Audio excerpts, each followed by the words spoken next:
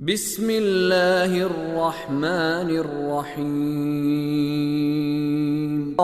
ومن أراد الآخرة وسعى لها سعيها وهو مؤمن فأولئك كان سعيهم مشكورا كلا نمد هؤلاء وهؤلاء من عطاء ربك وما كان عطاء ربك محظورا. الحمد لله وحده والصلاة والسلام على من لا نبي بعده وعلى آله وصحبه ومن تبع رشده. أما بعد فإن أحسن الحديث كتاب الله وخير الهدي هدي محمد صلى الله عليه وسلم وشر الأمور محدثاتها وكل محدثة بدعة وكل بدعة ضلالة وكل ضلالة في النار. اللهم صل وسلم وبارك وأنعم على عبدك ورسولك محمد صلى الله عليه وعلى آله وصحبه أجمعين والتابعين لهم بإحسان إلى يوم الدين. أما بعد أعوذ بالله من الشيطان الرجيم. من كان يريد العاجلة عجلنا له فيها ما نشاء لمن نريد ثم جعلنا له جهنم يصلاها مذموما مدحورا ومن أراد الآخرة وسعى لها سعيها وهو مؤمن فأولئك كان سعيهم مشكورا كلا نمد هؤلاء وهؤلاء من عطاء ربك وما كان عطاء ربك محظورا. من സഹോദര സഹോദരിമാരെ, അല്ലാഹുവിന്റെ നിവേദക സംഘങ്ങളായ ഉംറയ്ക്ക് വേണ്ടി വന്ന അതിഥികളെ, മറ്റു ശ്രോതാക്കളെ, സർവശക്തനായ രാജാതിരാജനായ റബ്ബുൽ ഇസ്സത്തി ജല്ല ജലാലുവിന്റെ ഇഷ്ടപ്പെട്ട ദാസന്മാരായി ദാസികളായി വർദ്ധിക്കാൻ ഓരോരുത്തരും സദാ പരിശ്രമിച്ചുകൊണ്ട് ഇരിക്കുക. അതിന് റബ്ബുൽ ഇസ്സത്തി ജല്ല ജലാലുഹു തൗഫീഖ് നൽകുമാറാകട്ടെ. ഉപദേശങ്ങൾ മറ്റു കേൾക്കുന്ന ഭാഗങ്ങളെ പകർത്താൻ ശ്രദ്ധ ചെലുത്തുക. അതിന് റബ്ബ് തൗഫീഖ് നൽകട്ടെ. അഞ്ചൊക്കെ നമസ്കാരം അതാത് സമയത്ത് പള്ളിയിൽ വെച്ചിട്ട് തന്നെ പുരുഷന്മാർ നമസ്കരിക്കൽ നിർബന്ധമാണ് എന്ന ബാധ്യത ബോധപൂർവം നമ്മുടെ ജീവിതത്തിൽ പകർത്താൻ നമുക്കേവർക്കും തൗഫീഖ് നൽകട്ടെ. സ്ത്രീകൾക്ക് പ്രത്യേകിച്ച് ഇസ്ലാം നിർണയിച്ച നിർബന്ധിപ്പിച്ച പർദ്ദയിൽ ചടഞ്ഞൊതുങ്ങി നിന്നുകൊണ്ട് അഞ്ചൊക്കെ നമസ്കാരം കൃത്യസമയത്ത് തന്നെ നമസ്കരിച്ച് റബ്ബിനെ പ്രീതിപ്പെടുത്താൻ അല്ലാഹു തൗഫീഖ് നൽകട്ടെ. സഹോദര സഹോദരിമാരെ, ഇവിടെ ഈ സന്ദർഭത്തിൽ പല വിഷയങ്ങൾ പല ആഴ്ചകളിലായി 3 ഖുതുബ 3 മിമ്പറിന്റെ മീതെ നടക്കാറുള്ളതിനെ ചർച്ച ചെയ്യാറാണ് പതിവ്.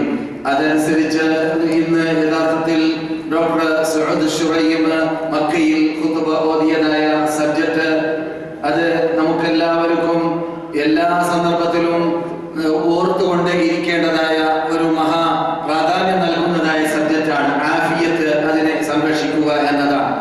ആഫിയത്ത് എന്ന് പറഞ്ഞാൽ അത് അല്ലാഹു മുസ്ലിമിന് ചെയ്തു തരുന്നതായ അനുഗ്രഹത്തിൽ ഏറ്റവും വലിയ അനുഗ്രഹം അത് ഇസ്ലാം ആണ്.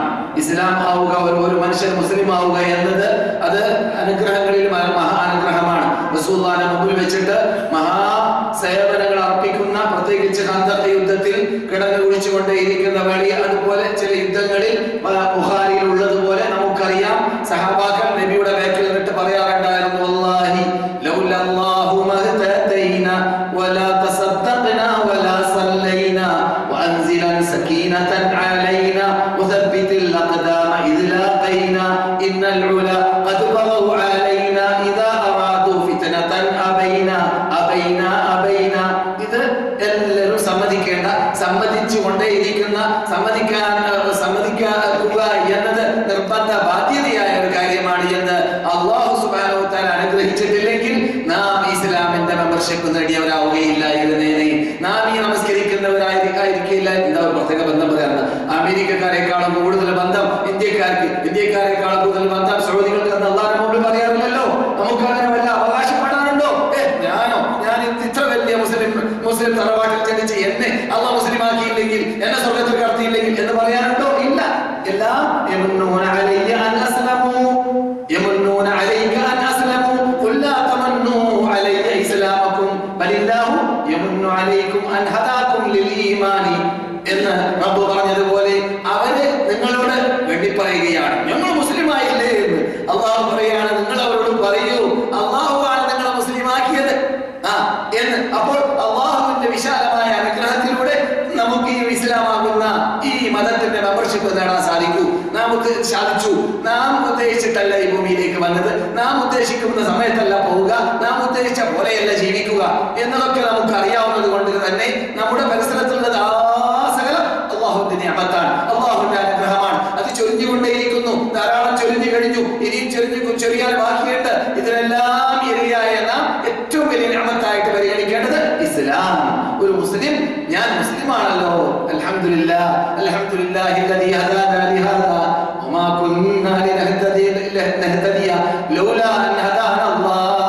അല്ലാഹ് ഹിദായത്തിലാക്കിയിട്ടില്ലെങ്കിൽ നമുക്ക് മുസ്ലിമാണെന്ന് പറയാൻ ചാൻസ് ലഭിക്കുകയില്ല എന്ന് റസൂലുള്ളാഹിന്റെ ഏറ്റവും അടുത്ത നബിയുടെ സ്വന്തം കുടുംബ മെമ്പറായ, നബിയുടെ കുടുംബത്തിൽപ്പെട്ട, സയ്യിദ് കുടുംബത്തിൽപ്പെട്ട, ഹാഷിം കുടുംബത്തിൽപ്പെട്ട, സയ്യിദ് കുടുംബം മാത്രമല്ല ഹാഷിം കുടുംബത്തിൽപ്പെട്ട എന്ന് പറഞ്ഞാൽ ഏറ്റവും ഉയർന്ന, ലോകത്തിൽ അല്ലാഹ് സൃഷ്ടിച്ച കുടുംബങ്ങളിൽ ഏറ്റവും ഉയർന്ന കുടുംബമാണെന്ന് ഹാഷിം കുടുംബം, റസൂൽ ജനിച്ച കുടുംബം. ആ കുടുംബ മെമ്പർമാരിൽ നിന്നിട്ട് വരെ നരകത്തിൽ പോകുന്നവരുണ്ടെന്ന് ഖുർആൻ പറയുന്നു. ഒരു വ്യക്തിയുടെ പേര് തന്നെ പറഞ്ഞുകൊണ്ട് റബ്ബ് അദ്ദേഹത്തെ കുറിച്ച് സംസാരിക്കുകയാണ്. എന്ത് കാരണത്താൽ? ദീനില്ലാത്തത് കാരണത്താൽ, എന്ത് കാരണത്താൽ? ഹിദായത്ത് കിട്ടാത്തത് കാരണത്താൽ. ഇത് മനസ്സിലാക്കുമ്പോഴാണ് ഈ നിഅമത്തിന്റെ വണ്ണം, ഈ നിഅമത്തിന്റെ വൈറ്റ് മനസ്സിലാക്കാൻ പറ്റുക. ഏത് റസൂലുള്ളാഹി സ്വല്ലല്ലാഹു അലൈഹി വസല്ലമിന്റെ ദാത്തിനെ മാത്രം സ്നേഹിച്ച, റസൂലുള്ളാഹിന്റെ ആദർശത്തെ സ്നേഹിക്കാത്ത ഒരു വ്യക്തിയെ നിങ്ങൾക്ക് പരിചയമുണ്ട്, ഞാൻ പരിചയപ്പെടുത്തി തരാറുണ്ട്. പ്രത്യേകിച്ച് ഹാജിമാർ അല്ലെങ്കിൽ ഉംറക്കാർ ശ്രദ്ധിക്കേണ്ടതുണ്ട്. എന്ത്? നാം റസൂലുള്ളാഹിനെ സ്നേഹിക്കുന്നത് റസൂലുള്ളാഹിന്റെ ദാത്തിനെയല്ല, ദാത്തിനെ മാത്രമല്ല, മറിച്ച് ആദ്യമായിട്ട് സ്നേഹിക്കുന്നത് റസൂലുള്ളാഹി സ്വല്ലല്ലാഹു അലൈഹി വസല്ലം ആമിനയുടെ മകനായതുകൊണ്ടല്ല, അബ്ദുള്ളയുടെ മകനായതുകൊണ്ടല്ല, മക്കയിൽ ജനിച്ചതുകൊണ്ടല്ല, മദീനയിലേക്ക് വന്ന് പ്രബോധനം ചെയ്തതുകൊണ്ടല്ല. ഇതൊന്നുമല്ല റസൂലുള്ളാഹിന്റെ പ്രത്യേകത നാം മനസ്സിലാക്കുന്നത്. പിന്നെയോ റസൂലുള്ളാഹി സ്വല്ലല്ലാഹു അലൈഹി വസല്ലം അല്ലാഹുവിന്റെ റസൂലാണ്, അല്ലാഹുവിന്റെ റസൂലാണ്. അപ്പോൾ അല്ലാഹുവിലേക്ക് ചേർത്ത് പറയുന്ന അല്ലാഹുവിന്റെ ദൂതരാണ്. അല്ലാഹു ഏൽപ്പിച്ച അവരിൽ അർപ്പിച്ച ആ ബാധ്യത ഇവിടെ നിർവഹിക്കുകയാണ്. അവരിലൂടെയാണ് നമുക്ക് മുസ്ലിം ആവാൻ പറ്റിയത്, അവരിലൂടെയാണ് നമുക്ക് ഹിദായത്ത് കണ്ടെത്താൻ പറ്റിയത് എന്ന രൂപത്തിൽ മനസ്സിലാക്കണം. അത് മനസ്സിലാക്കിയില്ല ആര്? അബൂ താലിബ്. അതുകൊണ്ട് അബൂ താലിബിന് നമുക്കറിയാവുന്നതുപോലെ അദ്ദേഹം 40ഓളം വർഷം പാപ്പാക്ക് വാപ്പ, കളാപ്പാക്ക് കളാപ്പ, മുത്തപ്പാക്ക് മുത്താപ്പ, ഉമ്മാക്ക് ഉമ്മ എല്ലാമായി സേവനം അനുഷ്ഠിച്ചതായ ഒരു വ്യക്തിത്വമാണ്. നമുക്ക് പരിചയമുണ്ട്, കേട്ട് പലപ്പോഴും പരിചയമുള്ളതാണ്. പക്ഷേ ഇങ്ങനെയുള്ള വിഷയം പറയുമ്പോൾ പറയേണ്ടി വരുന്നു. വലഖദ് അലിംതു ബി അന്ന ദീന മുഹമ്മദിൻ മിൻ ഖൈരി അദിയാനിൽ ബരിയതി ദീനാ ലൗലൽ മലാമതു വ ഹദാഉ മസബ്ബത്തിൻ ലവജദനി സംഅൻ ബിദാക മുബീനാ വല്ലാഹി ലം യസിലു ഇലൈക ബിജംഇഹിം ഹത്താ വസദ ബിത്തുറാബി ദഫീനാ. അദ്ദേഹം പാടിയ പാട്ടിൽപ്പെട്ടതാണ്. കാരണം അദ്ദേഹം കവിയായിരുന്നു. അദ്ദേഹം പറയുന്നത് എനിക്കറിയാം എന്ത് നീ കൊണ്ടുവന്ന മതം നല്ല മതമാണെന്ന്. അറിഞ്ഞിട്ട് കാര്യമില്ല. ഫിറോക്ക് അറിയാം, അബൂജഹലിന് അറിയാം, എല്ലാവർക്കും അറിയാം, അറിയാം, അതുപോലെ തന്നെ ശേഷം വന്ന ആൾക്കറിയാം, മുമ്പ് വന്ന എല്ലാവർക്കും അറിയാം. അറിഞ്ഞതുകൊണ്ട് കാര്യമില്ല. പിന്നെയോ അതുകൊണ്ട് വിശ്വസിക്കണം, അത് അംഗീകരിക്കണം, അതിൽ വിശ്വാസം വേണം, അതിൽ പ്രീതി അടയണം. അതാണ് അവിടെയാണ് ചേഞ്ച് വരിക, സത്യവും അസത്യവും. അതുകൊണ്ട് അങ്ങനെ പറഞ്ഞതായ ആ അബൂ താലിബ് നരകത്തിലാവുന്നു. എന്തുകൊണ്ട്? മുസ്ലിം അല്ലാത്തത് കൊണ്ട്. ഇത് മനസ്സിലാക്കി കഴിഞ്ഞാൽ ഞാൻ പറയാറുണ്ട്, എന്റെ ചെറിയ ഓർമ്മ അനുസരിച്ചിട്ട്, എന്നെ പൊക്കി പറയുന്നല്ല, 42 വർഷം മുമ്പ് ആജിയാരായിട്ടാണ് ഞാൻ മക്കയിലേക്ക് കടന്നു വന്നത്. ആജിയാരായിട്ട് മക്കയിലേക്ക് കടന്നു വന്നപ്പോൾ അക്കൂട്ടത്തിൽ മക്കയിലുള്ളതായ ഖബർസ്ഥാനത്തിലേക്ക് എത്തി. ആ സന്ദർഭത്തിൽ കൂടെയുള്ളതായ അന്നുള്ള മുത്തവഫിന്റെ സ്വഭാവം, മുത്തവഫ് കൂടെ വരും, ഹാജിമാരുടെ കൂടെ വരും. മുത്തവഫ് എന്ന് പറഞ്ഞാൽ അന്ന് മുത്തവഫാണ്, ഇന്നുണ്ടോ അറിയില്ല, അല്ലാഹു അലം. മുത്തവഫ് കൂടെ വരും. മുത്തവഫ് പറഞ്ഞാലാണ് ഇതെന്നതാണോ. ഞാൻ ചോദിച്ചു എന്താ ആകട്ട് പറഞ്ഞു. അതിനപ്പുറമോ പറഞ്ഞു അത് മുസ്ലിംകളുടെ ഖബറുള്ള സ്ഥലമാണ്. ഞാൻ ചോദിച്ചു ആരാ മുസ്ലിംകള്? പറഞ്ഞു അത് അബൂ താലിബും അതുപോലെയുള്ള ആളും മരിച്ചു കിടക്കുന്ന സ്ഥലമാണ്, അത് പ്രോഹിബിറ്റഡ് ആണ്, അവിടെ കടക്കാൻ പാടില്ല, നിരോധിക്കപ്പെട്ടതാണ്. അതുകൊണ്ടാണ് മഹാ തടസ്സം അവിടെ വില കെട്ടിയിട്ടുള്ളത്, മതിൽ കെട്ടിയിട്ടുള്ളത് പറഞ്ഞു. അപ്പോൾ ഞാൻ അറിയാതെ കരഞ്ഞു പോയി. എന്തുകൊണ്ട്? അവരുടെ കാര്യത്തിലല്ല, ഈ അങ്ങനെ നിൽക്കുന്ന 3000 നാഴികയോ എത്രയോ നാഴിക അകലത്തിൽ നിൽക്കുന്ന 5 മണിക്കൂർ ഓടിയിട്ട് പ്ലെയിൻ ഓടിയിട്ട് എത്തിയതായ ആ കടലിന് അപ്പുറമുള്ളതായ നാട്ടിൽ, ആ മുസ്ലിംകൾ ബഹുഭൂരിപക്ഷമുള്ള നാട്ടിൽ ജീവിക്കുന്ന എനിക്ക് ധൈര്യസമേതം ഞാൻ മുസ്ലിമാണെന്ന് പറയാനുള്ള ഭാഗ്യം എനിക്ക്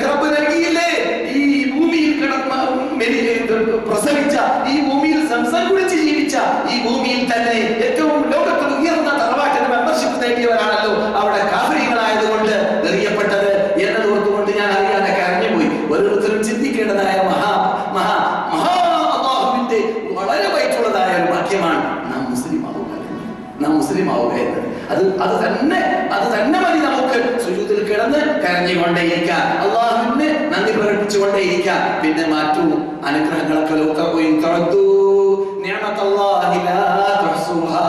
അള്ളാഹു നിങ്ങൾക്ക് ചെയ്തു തരുന്നതായ അനുഗ്രഹങ്ങളെ നിങ്ങൾക്ക് എണ്ണി തീർക്കാൻ പറ്റുന്നതല്ല, ക്ലിപ്തമാക്കാൻ പറ്റുന്നതല്ല. നിങ്ങളുടെ കൂടെ വല്ല അനുഗ്രഹങ്ങൾ ഉണ്ടെങ്കിൽ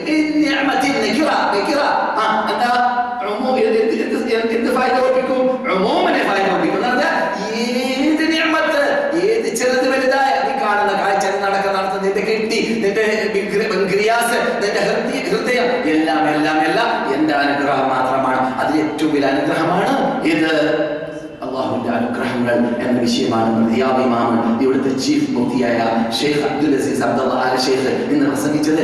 ആ അനുഗ്രഹങ്ങൾ എണ്ണിക്കൂട്ടത്തിൽ ഇന്നത്തെ ആധുനിക ഇലക്ട്രോണിക്കലായിട്ട് വളരെ പുരോഗതി പ്രാപിച്ചതായ മൊബൈൽ എന്ന വിഷയമാണ് റിയാദിൽ ഇന്ന് ഇവിടുത്തെ റേഡിയോ പ്രക്ഷേപണം ചെയ്തതായ ഖുതുബയിൽ നടന്നതായ ചർച്ച ചെയ്തതായ വിഷയം. അത് ചർച്ച ചെയ്യേണ്ട വിഷയമാണ്. കാരണം മൊബൈലിന് എല്ലാ തിന്മയ്ക്ക് കാരണമായി തീരുന്ന ഒരു സാധനമാണ്. അത് ഒരു സബ്ജക്റ്റ് ആയിട്ട് തന്നെ പറയാൻ മാത്രമുണ്ട്, ഒരു മൗദൂആയിട്ട് തന്നെ വിവരിക്കാൻ മാത്രമുണ്ട് എന്നതാണ്. അക്കൂട്ടത്തിൽപ്പെട്ട ഒരു നിഅമത്ത് എന്ന് അദ്ദേഹം പറഞ്ഞു. ഞാൻ പറയുന്നത് ഏറ്റവും വലിയ നിഅമത്തായ അല്ലാഹു നമ്മെ മുസ്ലിമാക്കി എന്ന ആ നിഅമത്ത് മാത്രം നാം ഓർത്ത് ജീവിക്കുകയാണെങ്കിൽ നമുക്ക് അല്ലാഹുവിനെ ദിക്ർ ചൊല്ലിക്കൊണ്ടേ, തസ്ബീഹ് ചൊല്ലിക്കൊണ്ടേ, തഹ്ലീൽ ചൊല്ലിക്കൊണ്ടേ അക്കൂട്ടത്തിൽ ദുനിയാവും കൂടി വേണം. അതിൽ അഭിപ്രായ വ്യത്യാസമില്ല. അതാണ് രണ്ടാമത്തെ നിഅമത്താകുന്ന മക്ക ഇമാം ഡോക്ടർ ശുറൈം ഇന്ന് സംസാരിച്ചതായ വിഷയം. ശുറൈം ഇന്ന് സംസാരിച്ച വിഷയം എന്താണ്? ആഫിയത്ത് എന്ന നിഅമത്താണ്. അല്ലാഹു സുബ്ഹാനഹു വ തആല മുസ്ലിങ്ങൾക്കല്ല എല്ലാവർക്കും നൽകുന്നുണ്ട് ആഫിയത്ത്. മുസ്ലിങ്ങൾ ഏത് സമയത്തും സ്മരിച്ചുകൊണ്ടേയിരിക്കേണ്ടതായ ഒരു മഹാ അനുഗ്രഹമാണ് ആഫിയത്ത്. ആഫിയത്ത് ഇല്ലെങ്കിൽ നീ ഇവിടെ തുടങ്ങും.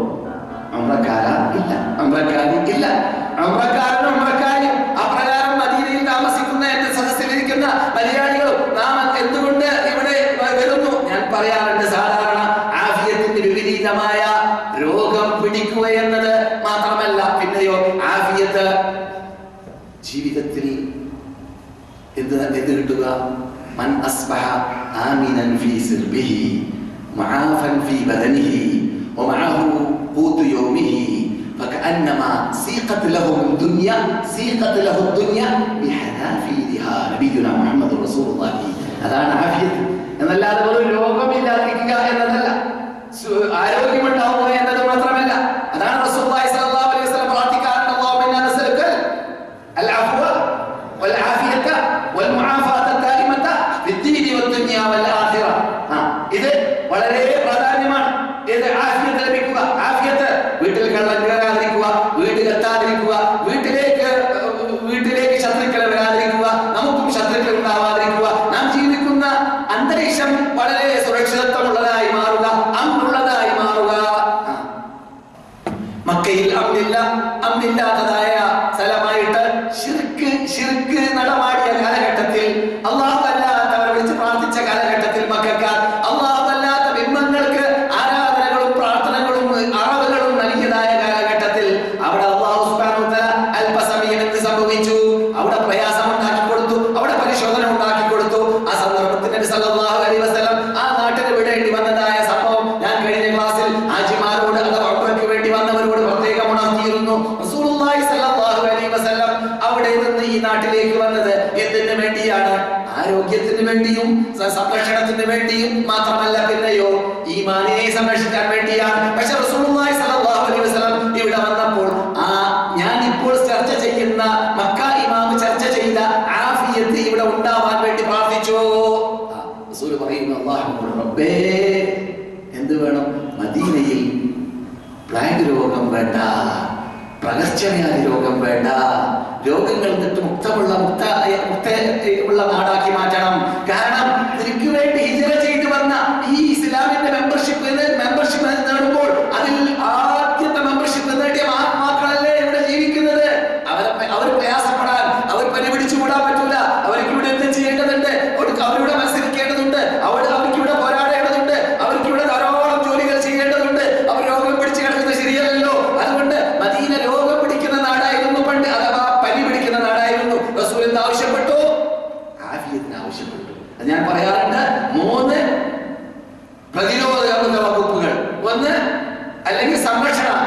രീതികൾ. ഒന്ന്, ഈമാനിന്റെ ആദർശത്തിന്റെ സംരക്ഷണം. അത് സന്ദർശകർ നിങ്ങൾ കണ്ടു കാണാം. ഇവിടെ സാധാരണ ക്ലാസ് കേൾക്കാറുള്ളവർ ക്ഷമിച്ച് കേൾക്കുക, അല്ലെങ്കിൽ പഠിപ്പിനെ പുതുക്കുക. ഏത് മദീനയുടെ മെയിൻ കവാടത്തിലേക്ക് കടക്കുമ്പോൾ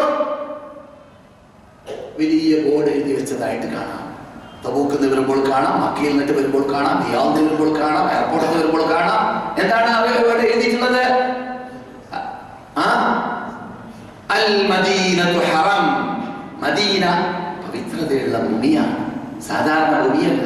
വരുന്നവരോട് പറയും പോലെ വേറൊരു ചെറിയ ഉപബോർഡ് കാണുന്നുണ്ട്, മുസ്ലിങ്ങൾക്കുള്ള റോഡാണിത്. അപ്പോൾ നീ മുസ്ലിമാണ്, ഞാൻ നേരത്തെ പറഞ്ഞ നിയമത്ത് കൊടുക്കാം, കണ്ണുനീരൊലിക്കാം. കണ്ടില്ലേ, എനിക്ക് അന്തസ്സോടെ ഈ നാട്ടിൽ കിടക്കാൻ പറ്റിയല്ലോ.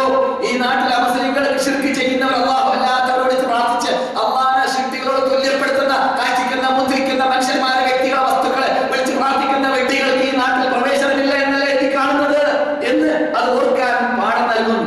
അത് കഴിഞ്ഞാൽ പിന്നെ കാണുന്ന വലിയ അക്ഷരമാണ് എന്ത്? അൽ മദീനത്തു ഹറം. മദീന പവിത്രതയുള്ള ഭൂമിയാണ്, ബഹുമാനിക്കപ്പെടേണ്ട ഭൂമിയാണ്. മാ ബൈന ഐനിൻ വ സൗർ, ഐൻ സൗർ എന്ന രണ്ട് പർവ്വതങ്ങളിനിടയിൽ മൻ അഹദസ ഫീഹാ ഹദസൻ.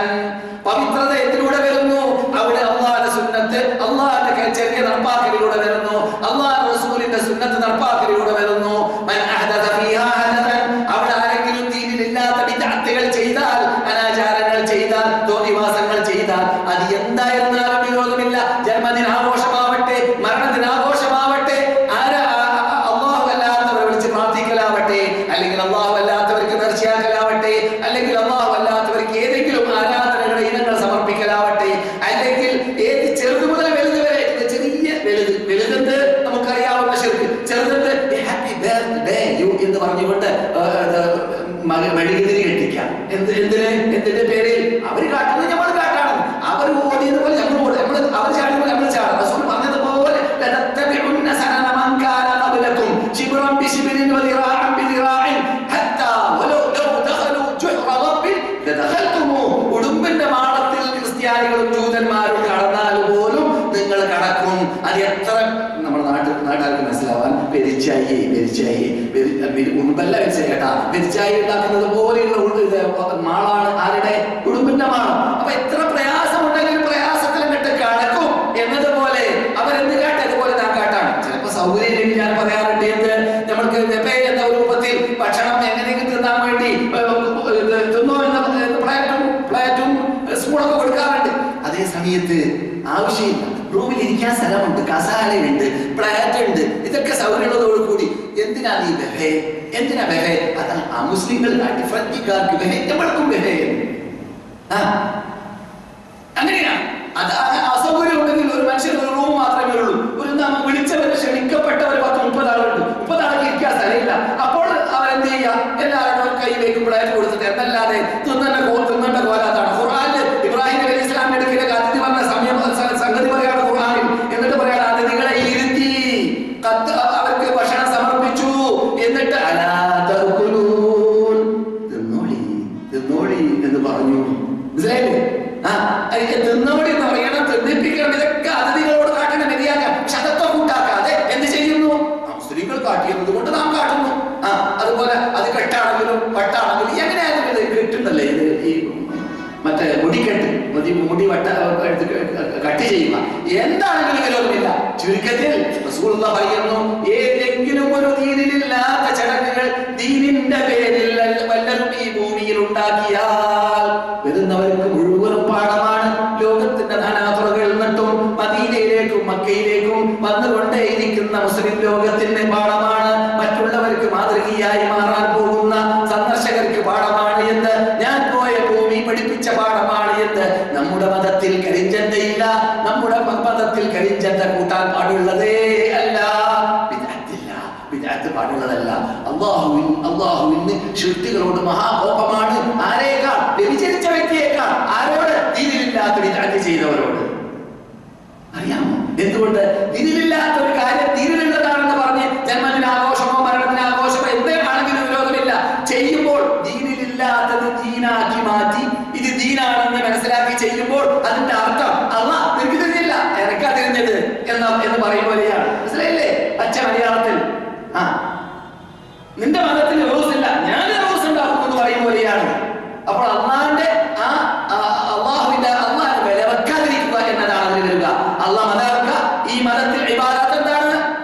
ഇബാദാതു തൗഖീഫിയ്യ. അൽ ഇബാദാതു തൗഖീഫിയ്യ. എല്ലാ ആരാധനകളും തൗഖീഫിയ്യ എന്ന് പറഞ്ഞാൽ എന്താണ്? മെയിൻ റോഡിൽ നിന്നിട്ട് ഉപ റോഡിലേക്ക് വിട്ട് കിടക്കുമ്പോൾ ഇവിടെ അറബി ഭാഷയിൽ നിങ്ങൾക്ക് കണ്ടുപരിചയമുണ്ട്. എന്ന് എഴുതി വെച്ചായിട്ട് കാണാം അല്ലെ? കണ്ടില്ലേ? എന്ന് പറഞ്ഞാൽ നിൽക്കവിടെ. അതാണ് തൗഖീഫിയ്യ. അഥവാ ഖുർആനിന്റെ മുമ്പിൽ നിൽക്കുക, ഹദീസിന്റെ മുമ്പിൽ നിൽക്കുക, അത് പറഞ്ഞതുപോലെ ചെയ്യുക, അത് പറഞ്ഞാൽ അപ്പുറം വിട്ട് കിടക്കാതിരിക്കുക. അതാണ് അൽ ഇബാദാതു തൗഖീഫിയ്യ. അപ്പോൾ അതിന് വിട്ട് കിടക്കുമ്പോഴാണ് അല്ലാഹുവിന്റെ മതത്തിൽ കൈകടത്തലായി മാറുക. അപ്പോൾ അല്ലാഹുക്ക് ദേഷ്യമുണ്ടായി. അതുകൊണ്ട് തന്നെ ഇബ്ലീസിന്റെ അടുക്കലേക്ക് അവന്റെ അനുയായികൾ വന്നിട്ട് ഇന്നാളെ കൊണ്ട് കക്കാൻ പ്രേരിപ്പിച്ചു, ഇന്നാളെ കൊണ്ട് വ്യഭിചരിക്കാൻ പ്രേരിപ്പിച്ചു എന്നൊക്കെ പറഞ്ഞാൽ അവന് വലിയ സമാധാനം വരികയില്ല. ഇന്ന് മുഹമ്മദ് നബിയുടെ ഉമ്മത്തിനെ കൊണ്ട് അല്ലെങ്കിൽ ഒരു മുസ്ലിമിനെ കൊണ്ട് ബിദ്അത്ത് ചെയ്യിപ്പിച്ചു എന്ന് കണ്ടാൽ അദ്ദേഹത്തിന് ആലിംഗനം ചെയ്യുകയോ അല്ലെങ്കിൽ ഇബ്ലീസ് സമാധാനിക്കുകയോ ചെയ്യുമെന്ന്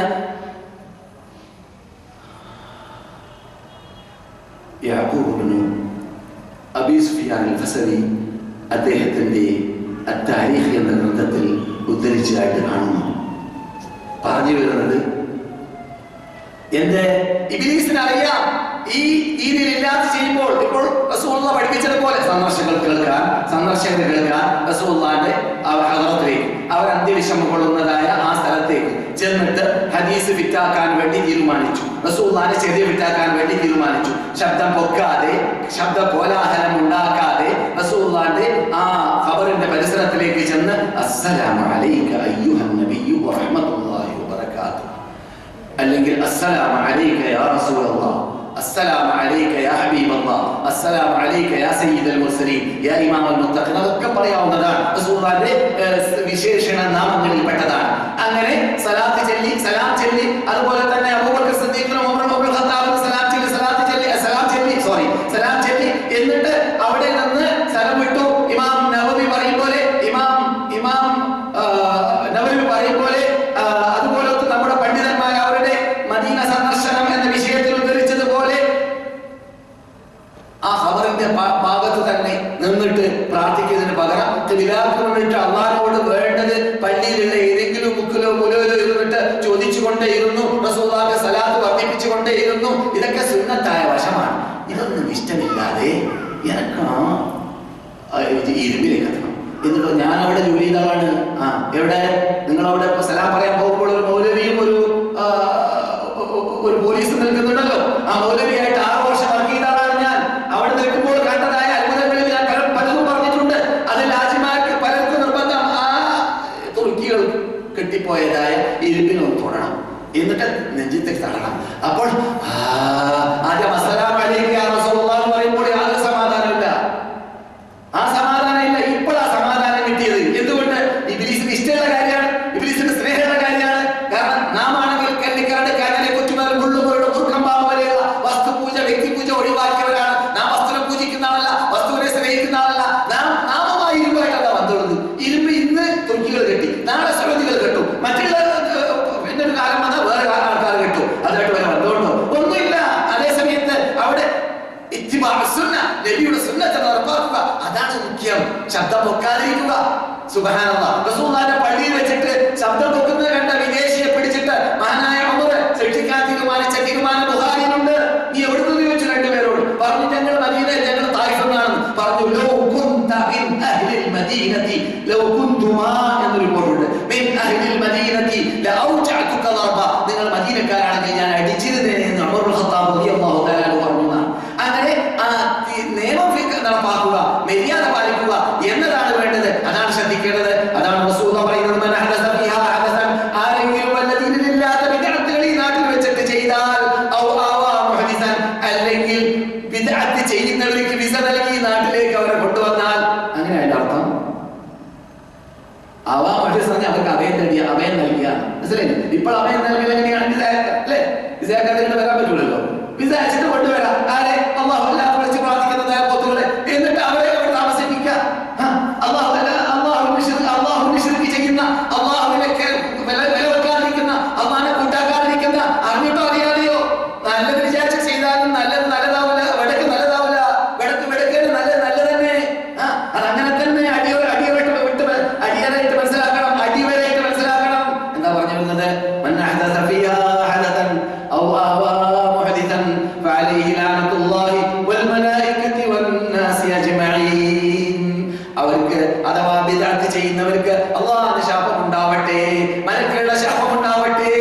ശക്തന്മാരുടെ ശാപം ഉണ്ടാവട്ടെ. ആരായി പറയുന്നത് കൂട്ടരെ?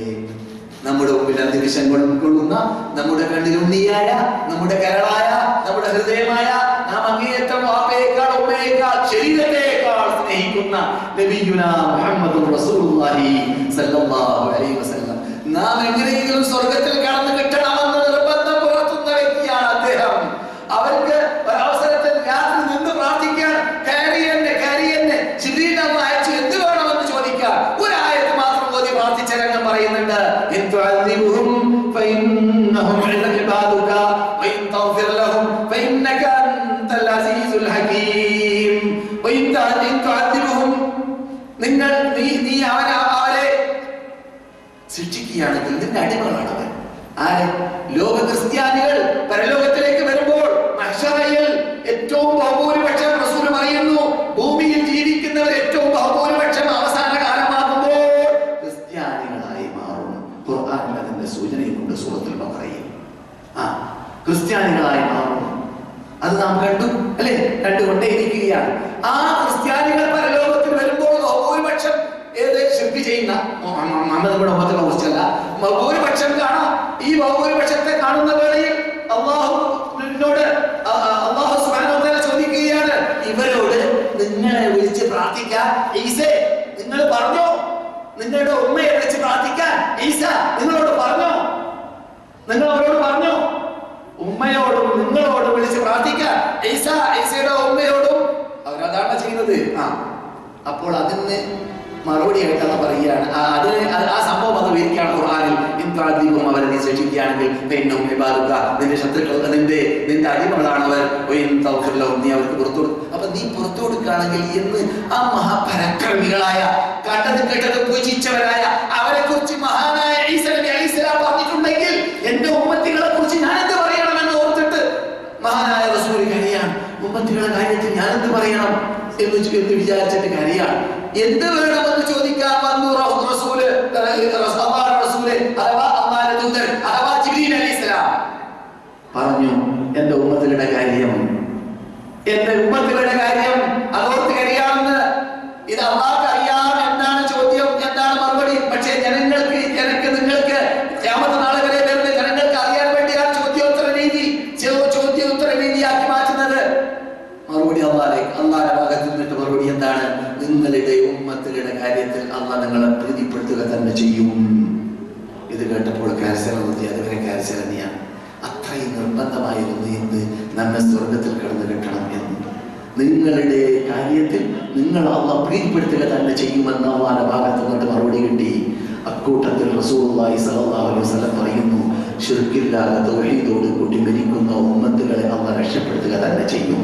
എന്റെ ഉമ്മത്തുകൾ ശിർക്കില്ലാതെ തൗഹീദോട് കൂടി മരിക്കുന്ന മമ്മാത വഹുവ യഅബുദു ഗൈറല്ലാഹ് വഹുവ യദ്ഉ ഗൈറല്ലാഹ് ഫഹുവ ഫിന്നാർ.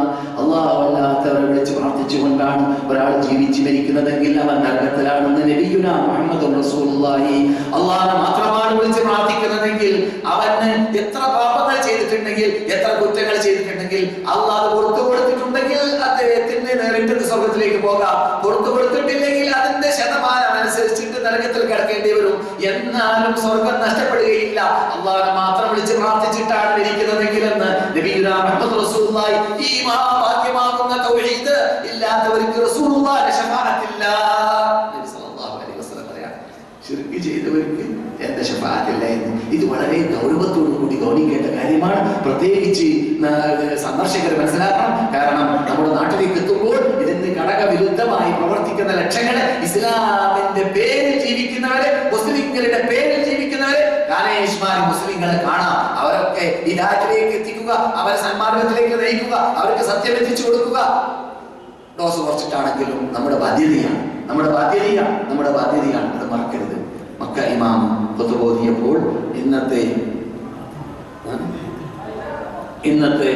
മക്ക ഖുതുബയിൽ അള്ളാഹു നമുക്ക് ചെയ്തു തരുന്ന ആഫിയത്ത്, ആരോഗ്യം മഹാനേട്ടമാണെന്ന് പറഞ്ഞു.